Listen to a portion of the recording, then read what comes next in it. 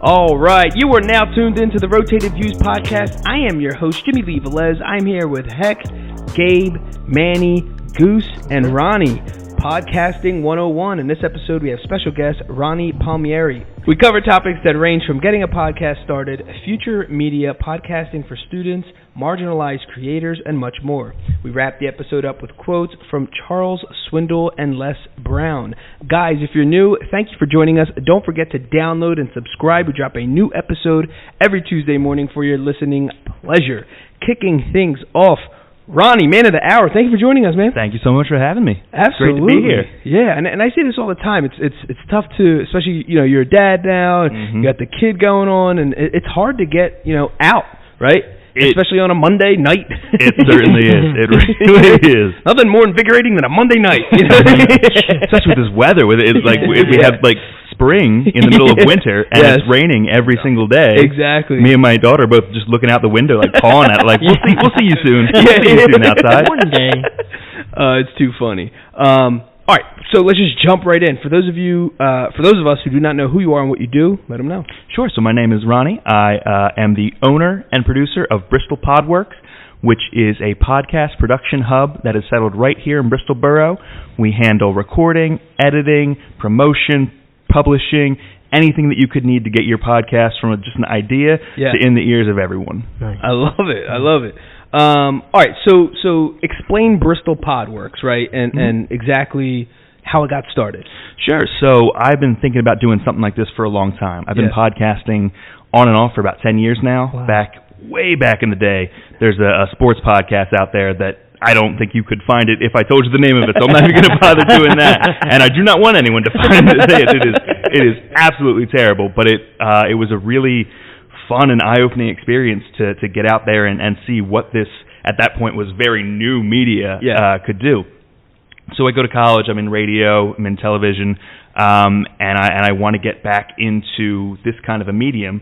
Just so happens one of my friends was moving down, not far away, but down to Maryland, and we weren't going to be able to hang out as much, and, let's start a podcast so we can, talk at least once a month, something like that.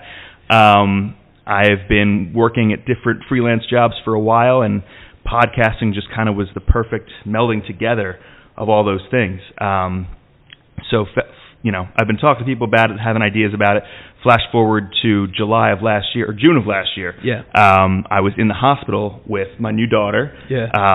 She is very healthy now, had some health complications when she was first born. Sure. I'm sitting there, I'm talking to my wife about maybe having to leave my job to take care of my daughter, and I was just rolling through Twitter, and at the time it was a lot of news was going on with the border crisis and things like that, and people were saying, what can you do to help? What skills do you have to do to help? I'm kind of a jack of all trades. I have a lot of little things that I can do, but nothing that anyone was paying for me at the time, Right.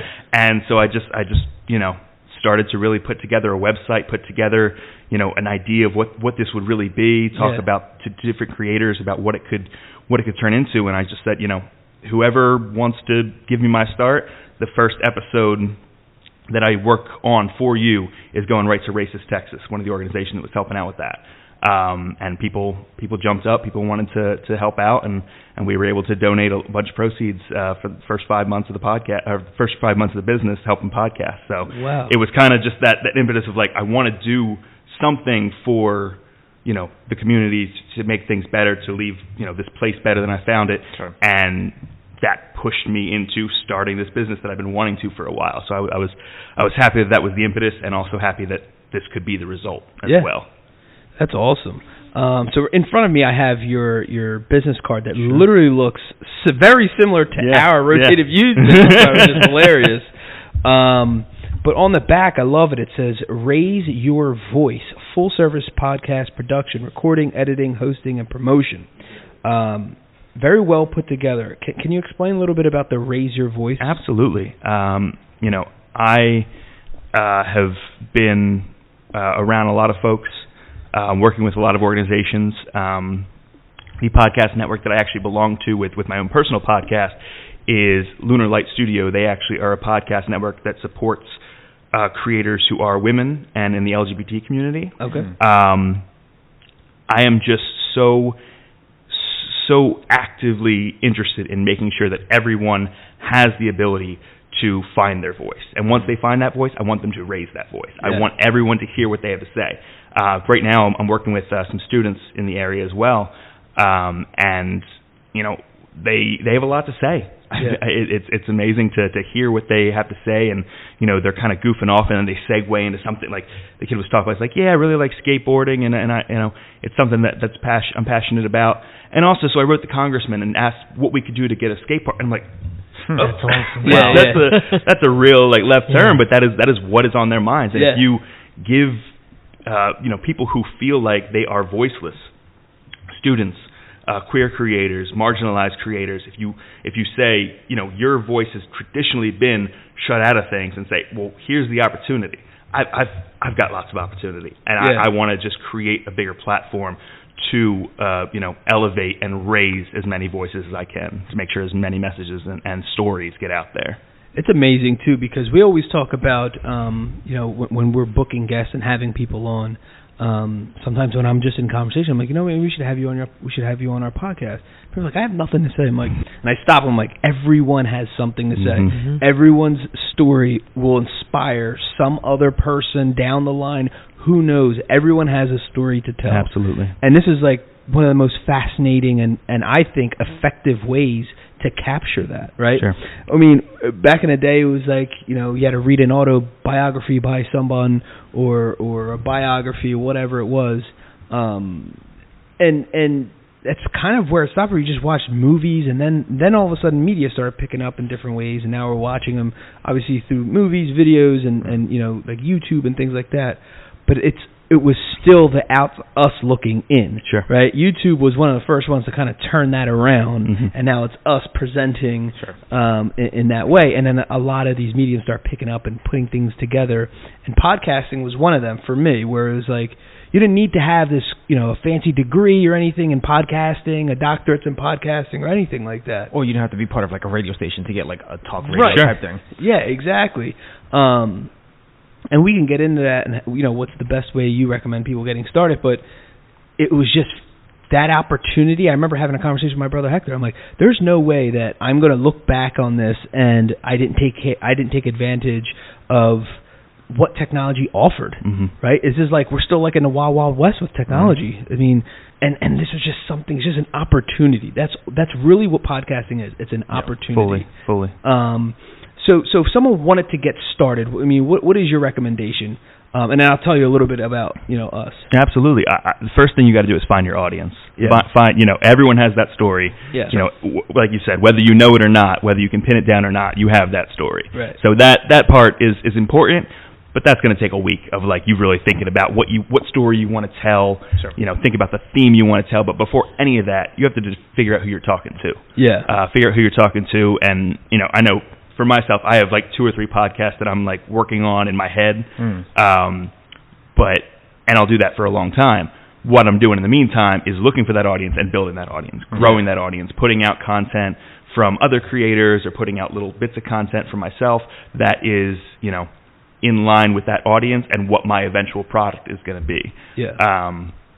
It's you're gonna like I said, I'm gonna be milling this stuff over for a long time, but working on that audience, working on Twitter, Facebook, LinkedIn, anything like that to try and build up a community, because that's like what you're talking about.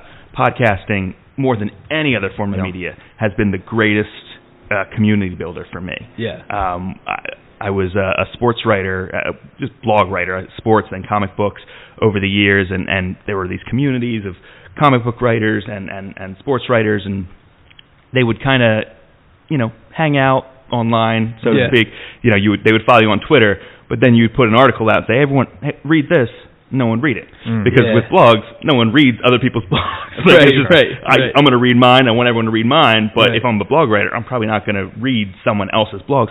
With podcasts, I don't know if it's just because it's more passive. Like you can listen to it, I don't know what I did like before podcasts when I was washing dishes and folding laundry. Like, it's a more passive experience, so you can listen to more. But the communities that I've built and grown through podcasting, through that engagement, through people saying, I really love this, I want to start my own, to like I was talking about Lunar Light Studio, like being able to join a network to kind of like, not so much bargaining together, but working together towards a set of goals. It's just not something you can get in any other media. So if you can find that community and really, really capitalize on them, that's going to be your first step, and things are going to be a lot easier and flow from that. So how does one take action and not really get overwhelmed with all the information that's out there, and instead stop being so hesitant? Is what I get. Obviously, with our podcast, it happens so often. We get questions. How do I start I want to start a podcast. Well, send me a list of the equipment. And Gabe's laughing because it happens almost like every other week, or at least on a weekly basis now. And everyone who we've given shared information with, it's like it's never came into fruition. And us, we were more the opposite. We kind of just started, just did it. Like we knew what we wanted. We knew, just go. Sure. But honestly, I think in life in general, it's like taking action. It's like all these people there's a couple of people with like media degrees and still said they're asking me questions about, starting a podcast. And the only thing I could say is that we took action and we continue to take action, and we're relentless with booking guests and week after week showing up. How do you get someone from that decision, knowing they know their audience, right? What's the next step to actually make it happen? Well, it's like you said, it's everyone comes in with their list of things they want from you, just like, give me your list of equipment, and then I'll be a podcaster. Right. All that. It's different for every person. Working with some of the students, even I've noticed, and that's the truest, getting to the core of it, because they don't know much else except for just what they've been put in front of by their teachers and by their parents and things like that. Some of them you could tell it's just like just hearing their voice on the headphones that is jarring. Yeah, they're like, hey, whoa, no, I don't like that. And it's a definite turnoff. Yeah. But that's why I bring the equipment in. I put the headphones on. I say, hear yourself, listen to yourself. Yeah. It's the best way, even for public speaking. Before you even get to public speaking, listen to yourself on a microphone, or call yourself and listen to your voicemail. Like, you have to get used to hearing your own voice before you are ready to amplify that voice. That's right. But other than that, it's just a matter of what is going to work best for you. We were talking last week about some of the tips being, there's lots of BuzzFeed lists out there of like the top podcasting lists or whatever it is, and you had said just like record 10 and have them like in the can ready to go. Yeah. I've read other, lists that say take those 10 and throw them out. Yeah. Those 10 those are garbage. Get those out of there. And then by that 11th one, you've kind of developed a voice. I didn't do that.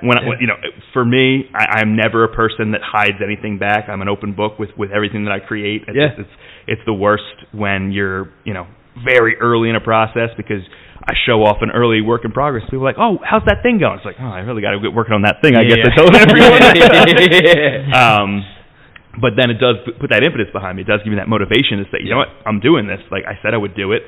I wouldn't worry much about people coming and stealing your idea, because there's 14 podcasts about every single topic. You just got to make yours. You got to use your own voice, use your own theme, use your own story to tell that perspective. It's all different for all different kinds of people, but it's just exactly what you said. Just start. You don't need the best equipment. You don't need the best editing software. If you really want to, you could rig up your a tape player, or a tape player, goodness, tapes. You like a digital voice recorder. Right. Yeah. Whatever music you want to start it with, and just play it through. Try and not make any mistakes. Try not to say too many times that you would have to cut it out, and then put it on your computer, and that's a podcast. People have to really change their perspective, because everyone listens to Serial or My Favorite Murder or whatever the top podcasts are. It's like, I have to sound like that. It's like, right.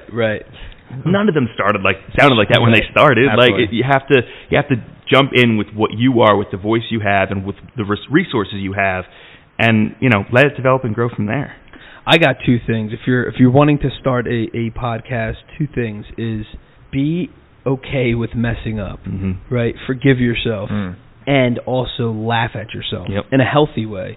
Because I feel like a lot of times, and outside of podcasting, just if someone wants to start a business or wants to do something, a new venture, they take themselves and everything else so serious that it's almost like they get so tense and tightened up about the situation. Now you're scared to mess up because you took everything way too serious.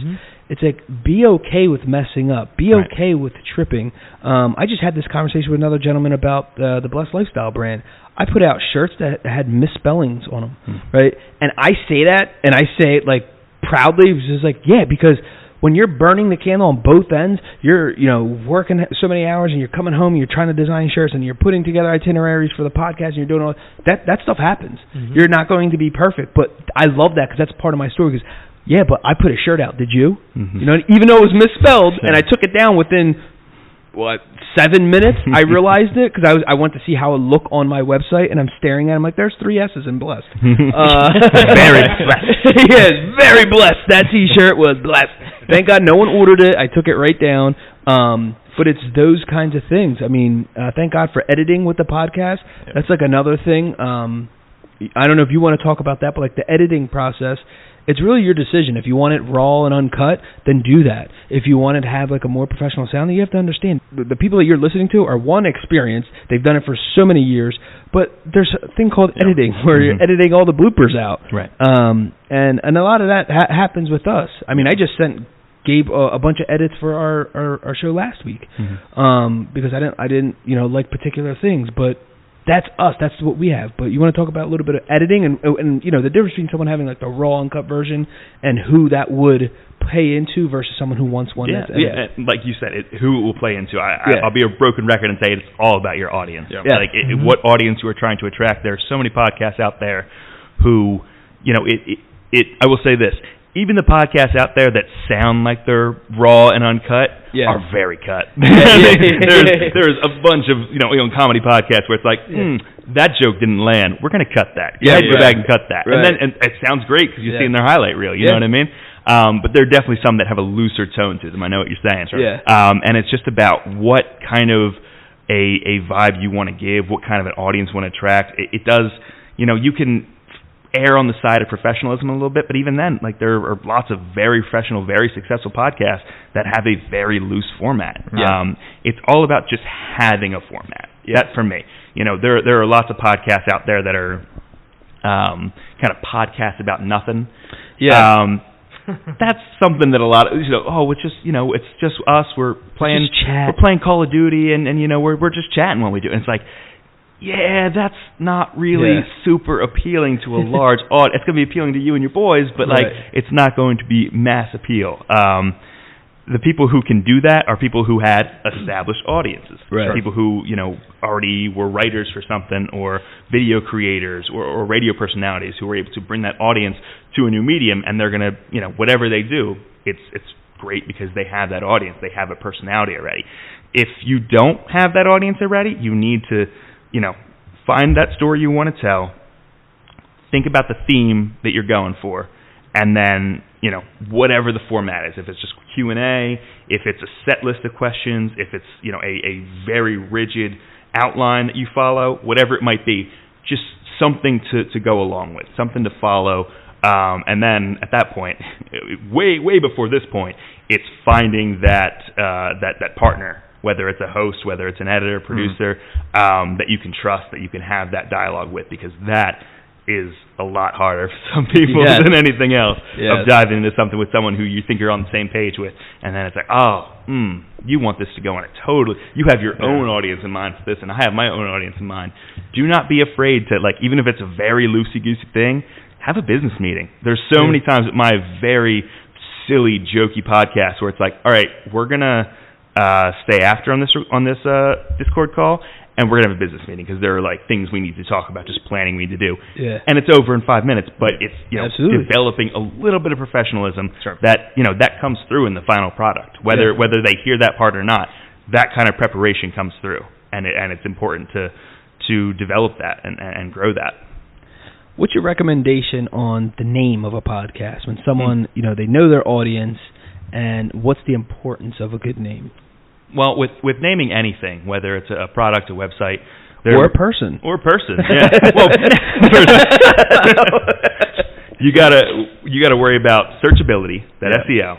So if there's podcasts out there that are just one word, like if you had the beer podcast, it's going to be searchable. People are going to be able to know what you're talking about, but you're going to search beer, and it's the limit to like how many search pages you're going to have to go through to get your result. Find it. Right. It's nuts. But on the other side, you want to have something that is easy to, you could just tell somebody. You can, spell it out. You can say it. Maybe it has like a jazzy ring to it. Not too long. I mean, unless it's like hilarious that it's that long. Yeah.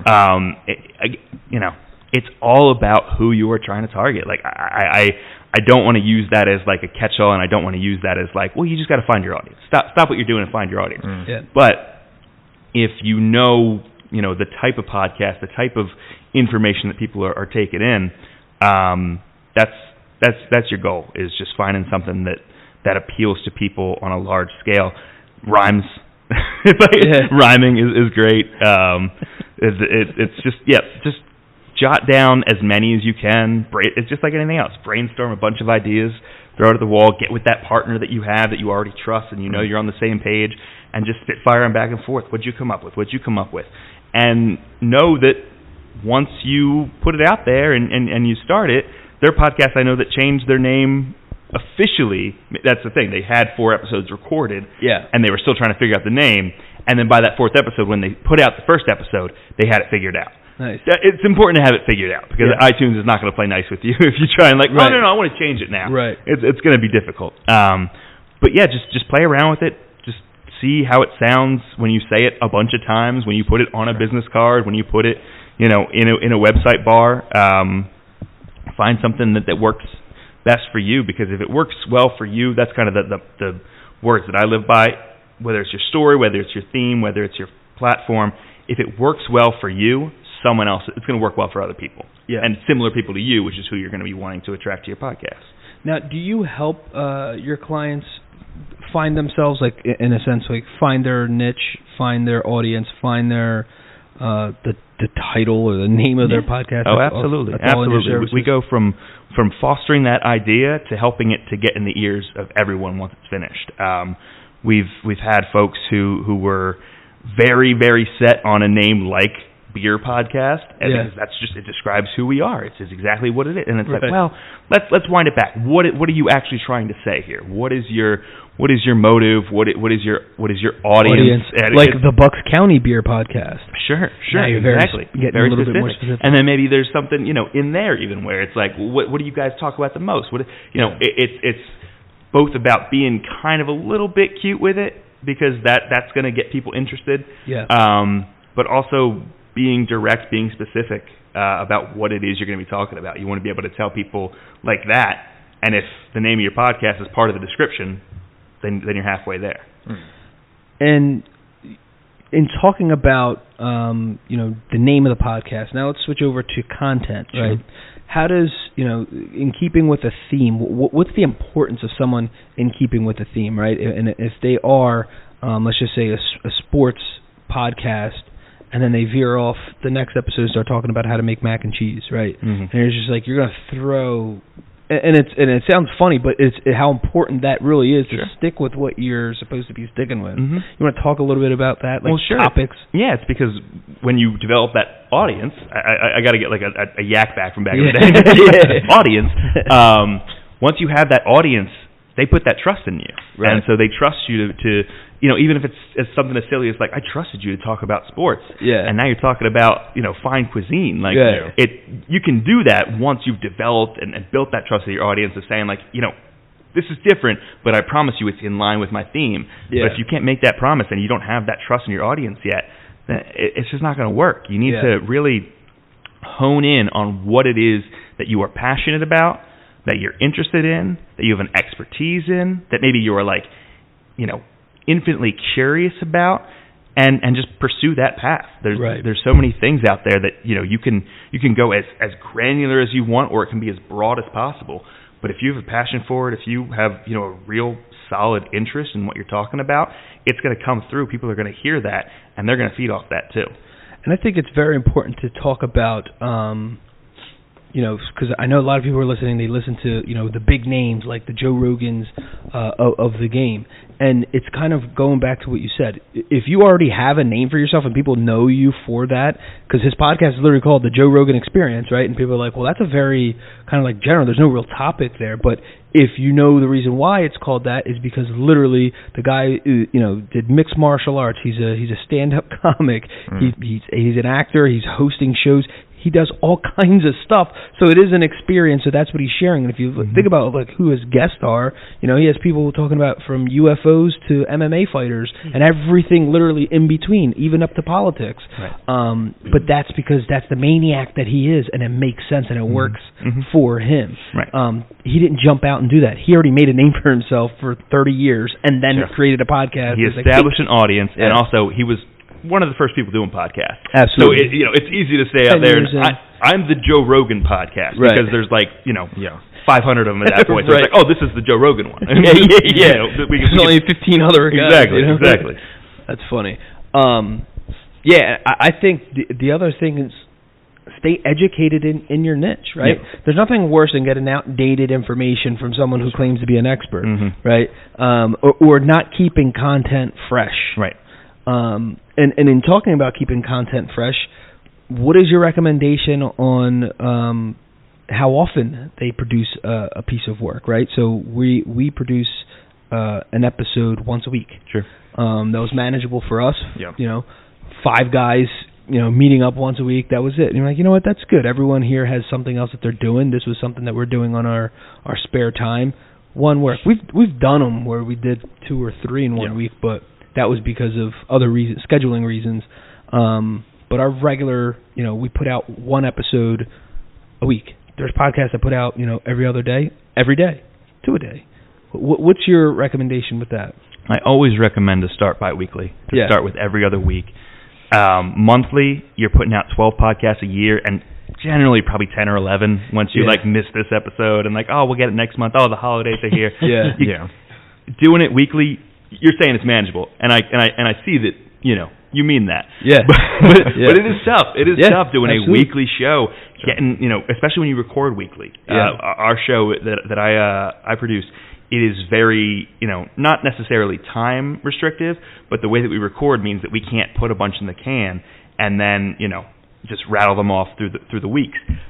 We have to do it week after week after week, and that is a lot to not just to record, not just to edit, but to schedule, to plan for. Yep. I got to work late this night. I got to get here this night. I got to take the kids to baseball practice this night. Yeah. It's just it is impossible for someone who is just jumping right in to say, I'm going to do it week after week after week and expect there not to be a little bit of growing pains there. They can do it. Sure. You can do it. And if that's what you want to do, it's going to happen. I have people that are coming to me and saying, I want to do a daily podcast. Yeah. And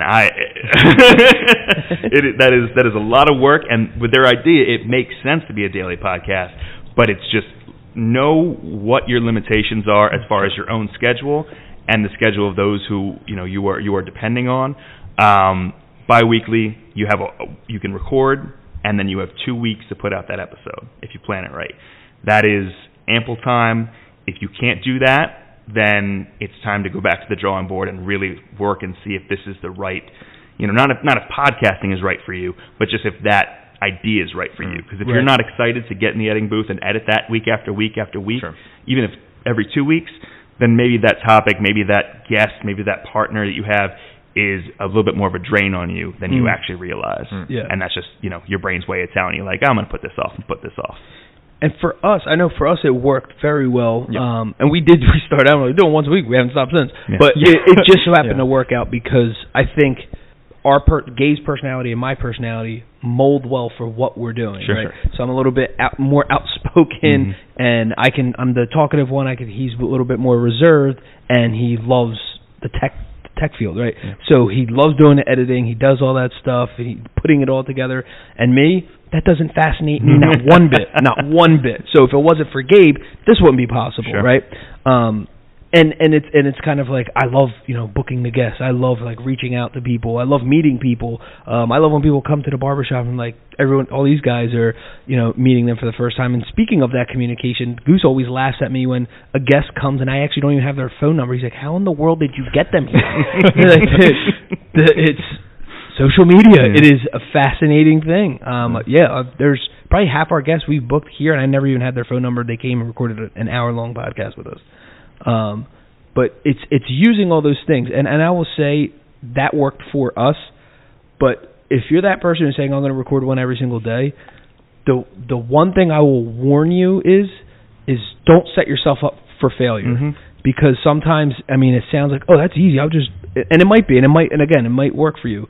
But what I'm saying is you're going to get discouraged day 3 when you're already not doing it, right? It's like working out.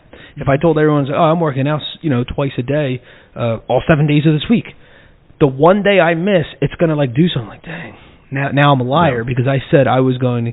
But if kind of your recommendation, bi-weekly, start there. And if you think you can handle it, turn it up, do it weekly. Right. You know what I mean? And that's so much easier to do when you have an audience that trusts you to say, hey, we're going to ramp this up. You're going to get one every week, than to say, hey, I know you've been getting this every week, but we got to scale back. We got to do once every other week, whatever the case is. It's just all about planning. You said it's a lot like working out. It's a lot like working. Because it becomes a job. It is, even just doing weekly, it is like a second part-time job. You're doing that every day or multiple times a week. That is a full-time job. Yeah. And that's great. If you're willing to put that kind of effort in, that kind of energy, and plan it out and have formatting, segments and everything planned and ready to go and just hit play and it's good, bless. Awesome. So happy for you. Yeah. That is not everybody. And you should not expect yourself to be able to start there. Absolutely. And especially us, like, for our experience, like, easing into it. So we had no experience of anything. Sure. Like me, I was learning, like, I've never done anything prior to this like this. And early episodes was like, it was hours upon hours trying to figure this out, making sure it's proper, and obviously we're still learning the cadence of just doing this. So it's making that more concise of an actual product that we can actually put out. And especially on the editing side, you could spend so long like, oh, this doesn't sound quite perfect. Let me take another pass. Oh, this little, and then you're going and you're highlighting every little click and and at a certain point, it's just the worst episodes are where you can listen to something and tell, wow, this sounds great. Wow, this sounds great for the first 15 minutes, and then after that, it's like, ooh, they got lazy. They threw in the towel at this point. If you're gonna throw in the towel, throw it in from the beginning. And that's fine. Rest in that. Like, this is good enough for me, and I'm happy with this. But just don't go halfway through and decide, this is good enough. Yeah. I think starting out, too, we built ourselves up. We're, naive enough to think that we could just sit around a table and start talking. Sure. Because that's how the idea actually generated, that we were, around a bonfire smoking cigars, and it was literally us smoking cigars and had great conversation. I'm like, dang, these conversations, and they're wholesome conversations. Like, someone else can benefit if we just hit record from listening to this. But not realizing that, like, that's over a course of, like, probably a few hours sitting outside, hanging out, and just doing whatever. And those come in between certain segments, not sitting in a room for maybe less than an hour and trying to make that happen. Trying to force it unnaturally. And we're just sitting there looking at each other with, like, cheap equipment and, actually, it wasn't even that cheap of equipment. It was decent equipment. And then we're like, all right, well, that didn't go over as good as I thought it was going to. And then that's when the adjustments make. But then we laughed at ourselves. We forgave ourselves. That's what I'm trying to say. And then little by little, I put it together like 4 bullet points. I think that's how it started off. Let's do these 4 little bullet points. If we could hit this. And it was handwritten too, wasn't it? And it was like handwritten and let's do that. And okay, because then I realized we needed a topic. Right? Because it's like, all right. Guys, let's talk about motivation. And that's what we wrote. We just started going. And then, like, what's motivation mean to you? And it was, like, super funny. And we left our stuff out there. And going back to what you said in the beginning, it's like you record a few episodes and you throw them away. Those first episodes we have, I still have them on a hard drive somewhere. Yeah. I kind of edited them, and I don't think I'll ever listen to them ever again. Right. But we would cringe. We would absolutely cringe. Well, that's the thing with sitting around the fire pit and stuff like that. You go home and you're like, oh, that was such a good night. And you remember the highlights. Yeah. And then it's on recording and you're like, ooh, there were a lot of low lights too. There were a lot of moments where it's like, ooh, nah, that wasn't all that just interesting. 5 minutes of like dead silence. Yeah. The other thing too is like you you start picking up my own cadence. I'm like, oh my gosh, I say way too many times, and it drives myself crazy. So I know someone's listening is like, great content, dude, but you said more than you said anything else. Yeah. And that's another tip. Listen to yourself, because there are people that I know that they will cut out their and they'll work so hard, not just editing, but even like internally. I'm done saying Yeah. And then the people will say, well, because, and that's their new and I don't say anymore. I don't just replace it with something else. Exactly. Listen to yourself. Find out what those things are for you, because it's different for every person. Whatever you sub in there, you're always going to have that moment. None of our brains are computers. We're always looking for some kind of thought, and you like, you slip and you start to try and think of something else. Moment, whatever. Exactly. And think about like how we have a traditional conversation. For the most part, it's a bunch of guys. Sometimes we're talking over each other, cutting each other off.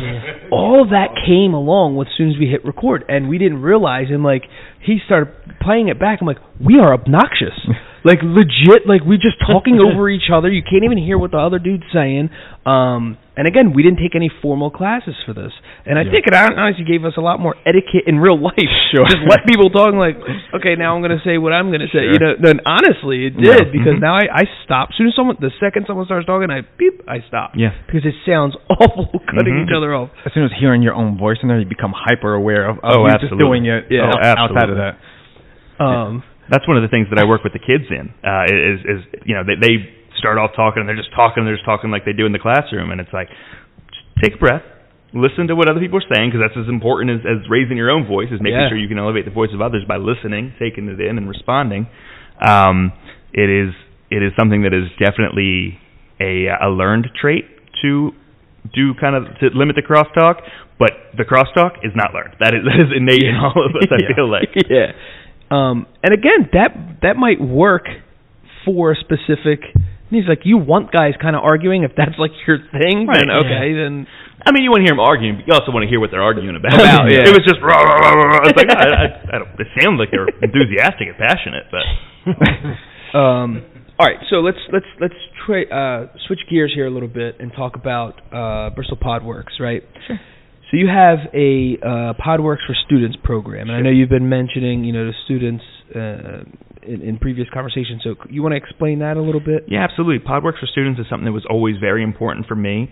It branches out of that idea of wanting to make sure that we can raise everyone's voice, and young people are folks that, I'm guilty of it too, of kind of disregarding a little bit. Yeah. But once you sit down and listen to somebody and let them share what they have to say, and they're willing to listen to you, it's amazing kind of what they come up with and what is important to them.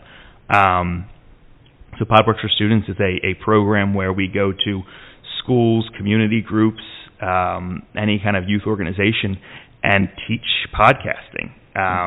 It is my interest to kind of handhold them for a little bit, teach them, like I said, just get them on a microphone, hearing their own voice. All right, now you're talking. Now you're kind of, you're trying to find your voice a little bit. What theme is this? What's the theme here? What do we want to? What kind of segments do we want to develop? Who do you think that would enjoy hearing this? Who's your audience? And work them through to the point where I want them to be totally self-reliant and producing podcasts on their own, fully editing, publishing, helping them get there, and doing it at zero cost to them and their parents. It is very important to me that they get that fresh start, because I can only imagine what that would have done for me and so many others, to have that ability to really learn. These are career skills, like you're saying, the etiquette, but even public speaking, editing, audio engineering, media literacy, being able to speak to something. Sure. So many jobs now is like you have to be able to deliver those 3 bullet points of your premise, of your story, what you want to share. And nothing does that better than podcasting, just being able to develop your voice, develop your story, and to share it in a concise way. I'm just very interested in making sure as many students get access to it as possible.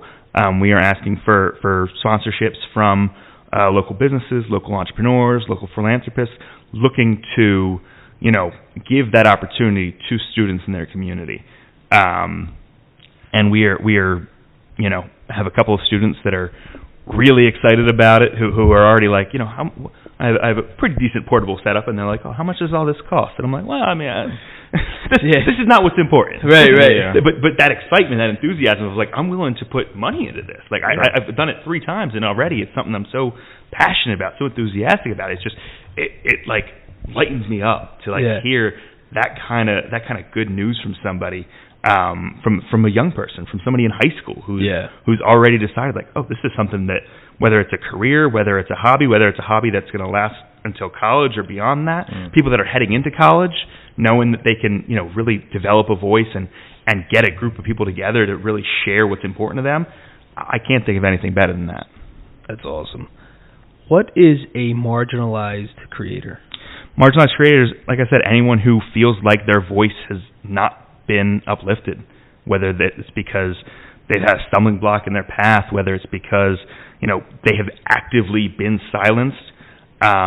There's so many creators who can find a great community online with other marginalized creators, other groups who whether it's visual art, whether it is performance art, whether it is podcasting, whether it is any form of media.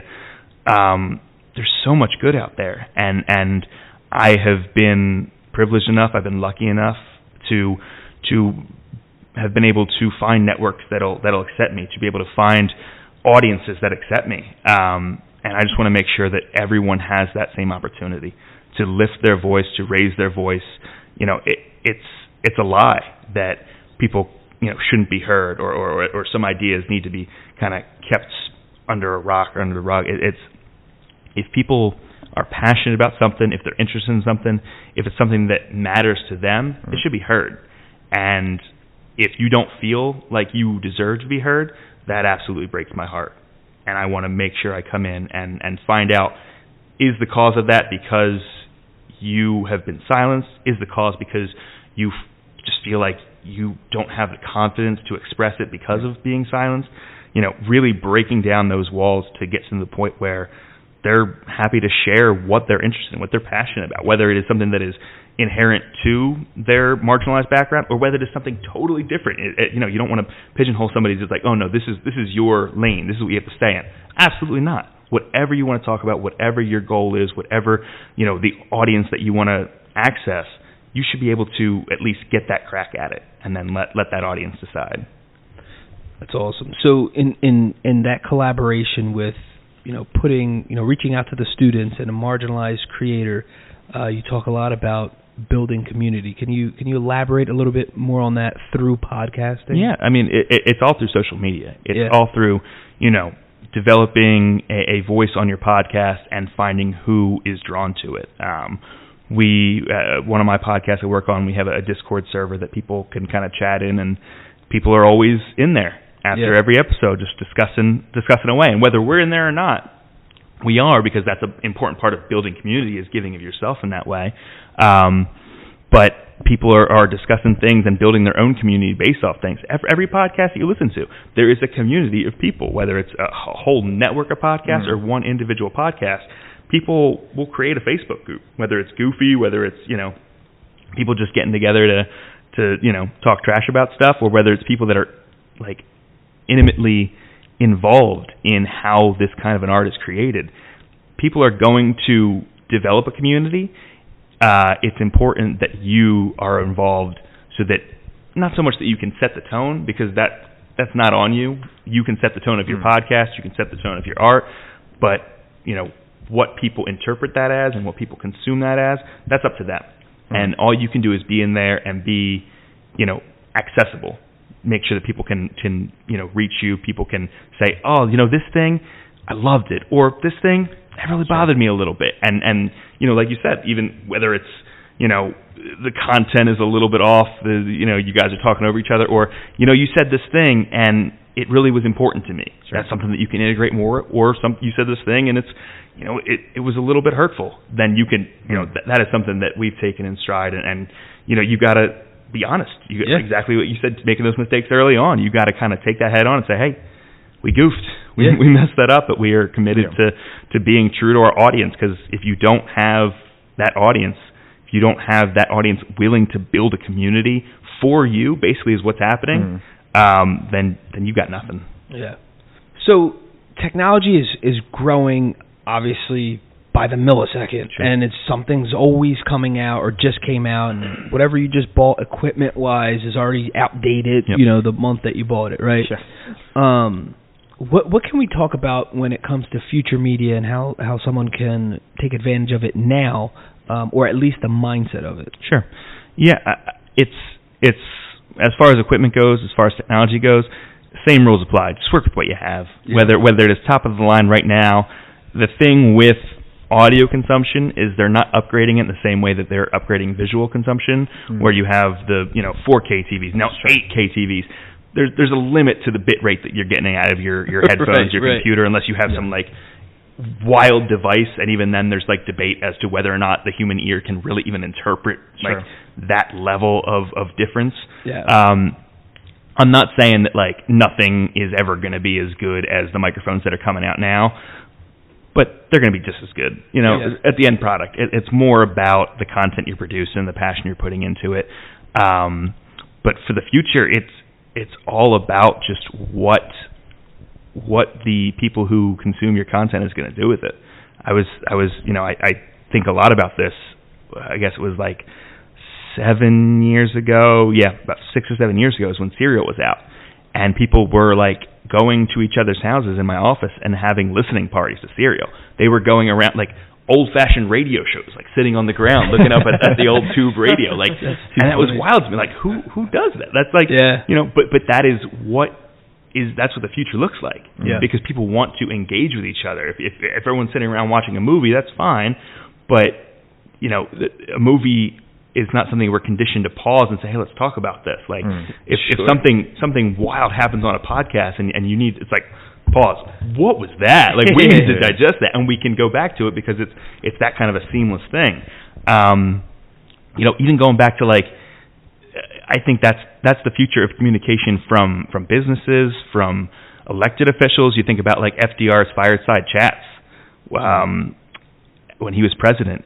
That's that kind of intimate connection that you don't get from anywhere else. You don't get it from a newscast. You don't get it from seeing just videos on Twitter or something like that. It's something that somebody is sitting down with a microphone, one-on-one, whether it's someone else in the room or not, and they're speaking to you. Yeah. That's the future. Yeah. There are lots of companies that are doing narrative podcasting too, which is a whole nother thing. Scripted works. Marvel is doing several podcasts. They're behind a paywall, so that's that's a future that I'm not looking forward to. But that's a future that everything on the internet was free once too, and now there's a whole kinds of paywalls there. So there's definitely that to see ahead of us for podcasting. But the limits to what you can do on a podcast are so much smaller than what you can do in any other medium, and at the same time, there's you can't see it. And I think that the best art is created within those small limitations, those limitations that, I can't, really show this, the Wolverine, to speak to the Marvel podcast. I can't show Wolverine jumping over this car.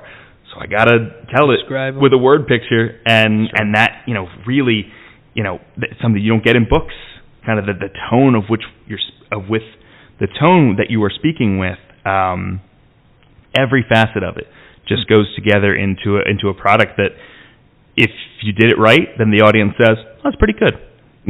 Yeah. not they did this well, they did that well.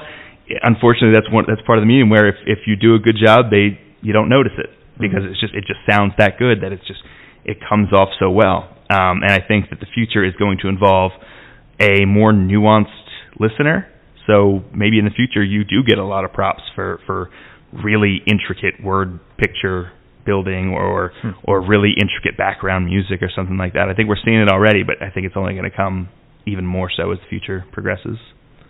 That's awesome. So speaking of the future, what is your vision? What is your 2020 vision for Bristol Podworks? 2020 vision for Bristol Podworks. I would love to make Bristol a podcast hub. I would love for there's the DC Podfest, which is a huge deal. There's the Philly Podfest, which is smaller, but it is very interested in the same thing, working with marginalized creators and kind of working with smaller platforms. But I would love for Bristol to be the place where, whether it's Lower Bucks, whether it's just Pennsylvania at large, whether it's the tri-state area, where people come because that's where podcasts are happening. You know that there's lots of podcasts coming out of there. We Grand Vision Podcast Festival here in Bristol, a space here, right here at the barbershop, right over at the Bristol Riverside across the street. People, big names coming in and really investing in this community, saying this is awesome. People started this grassroots, a recording space for students who want to come in, whether it's to use a recording booth, whether it's to use high quality equipment, whether it's to get their hands on high quality professional software. To edit, a shared space, just a creator, whether it's teen or adult, whether it's just a hangout for people who are creatively driven, who are creatively minded, that you can come and enjoy watching a podcast and then get the impetus. Oh, I know exactly what I want to do. Head over to one of our computers and kind of start jotting out notes and editing a theme song or something like that, different instruments and stuff. You talk about the 2020 view versus fireworks. It goes deep. So I could go on and on and on, but that's kind of the goal, is making sure that I can put what I'm doing now and make it so that I am involved, but don't have to be involved in every single person's journey, because then they can journey on their own. They can find their path. I'm limited in, as you said, I'm a new father. Sure. I'm going to be a father for a long time. Right. If you're depending on me and my limited time, I can get you there, and I'll be happy to get you there. But as that starts to grow through the community, as I would love to see, I want people to be able to, whether it's people that are on our team, whether it's people on our staff, or just people that know because of talks and seminars that they've encountered. I just need to get there. I just need to get to Bristol Podworks and use their equipment and use their space and get inspired and motivated. And maybe that's all somebody needs. You were talking earlier, somebody who doesn't know how to get started. Maybe it's just being in that space around creators who are encouraging, who are pushing you forward, who maybe you're talking about marginalized podcasts, you're seeing faces that you didn't know were doing that kind of work and that look like you, and you want to really use that to amplify your own self and build a platform for others. It's a dream. That's what I'm looking forward to. That's awesome. I like to hear the excitement. You know what I mean? Absolutely. You don't got excitement, whether it's a podcast, whatever it is. If you don't got the excitement, that heart is going to falter a little bit. So in wrapping this whole bad boy up, let's summarize real quick at least 3 steps. And obviously you mentioned your website for Bristol Podworks as well at the end. But how someone, if they just fast forward to right now and you had to give them 3 things to get started, what are those 3 things? Build your audience, find and grow your audience. It's number 1 with a bullet. That is always going to be number 1. Number 2 is just do it. Yeah. Use the equipment that you have, use the resources that you have, and just start recording yourself. Above all, really listen to yourself, really hear what your voice sounds like, start to develop that voice. Whether you're talking about something important, whether you're just talking to hear yourself talk, there are not many podcasters I know that just don't like to hear themselves talk. That's a big part of it for me. Right. And so if you can get to that point where you enjoy hearing your voice, that's going to be huge. And number 3, just really start to hone in on what makes your story special. What makes your story special? What makes your theme unique? And what you're bringing to the table. Maybe not that no one else is, because that's a huge goal, but just what are you bringing that you don't know of anyone who's bringing it to the table right now? And how would your audience benefit from hearing that? Just it's a lot of planning, but action has to be a part of it. And if you take that first step, then as for me, for my person, and it doesn't have to be for everybody, but once you take that first step, you kind of tumble down that podcasting hill, and it's fun. And have fun. I mean, that should be a bullet with every single one of them. Find your audience, have fun with them. Just play around with the equipment, have fun. Just have fun, enjoy yourself. If you're not having fun, then find something new. I love it. All right, and then your website. Yeah, absolutely. So you can find Bristol Podworks at bristolpodworks.com. If you are specifically looking for our Bristol Podworks for Students program, you can check out bristolpodworks.com/students. Also, I will be over at the Bristol Borough Library, so this is coming out on the 18th, Tuesday the 18th? Yes. So if you are listening to this in time, head to the Bristol Library on Wednesday, February 19th, we will be talking all about this. You are going to hear a lot of what I'm talking about and then some. It's creating podcasts for anyone who wants to get started in it. If you are hearing this after the 19th and you missed it, send an email to your local library and tell them, give them my website, tell them you'd love to hear from me. I'd love to start baking this program out to as many people as can hear it. Nice. Love it. All right, so there you have it, folks. We like to wrap things up with quotes, and the first one is by Charles Swindoll. Life is 10% what happens to me and 90% of how I react to it. And the second one by Les Brown. Too many of us are not living our dreams because we are living our fears. There you have it, folks. Podcasting 101. In this episode, we have special guest Ronnie Palmieri. We cover topics that range from getting a podcast started, future media, podcasting for students, marginalized creators, and much more. We wrap the episode up with quotes from Charles Swindoll and Les Brown. Awesome. Guys, thanks again for joining us. The Rotated Views podcast was produced for self-development purposes. Huge shout out to our sponsors. This episode is brought to you by the Blessed Lifestyle brand. That is BL3SSED.com. Also sponsored by The Motivation Files Unleashed. This motivational mixtape will be your fuel for success. Available on all platforms. Guys, don't forget to visit the website, JimmyleeVelez.com. Follow us on Facebook and Instagram at Rotated Views. If you have any inquiries or questions, email us at info@JimmyleeVelez.com. On behalf of myself and the rest of the crew, we wish you massive success. Stay blessed.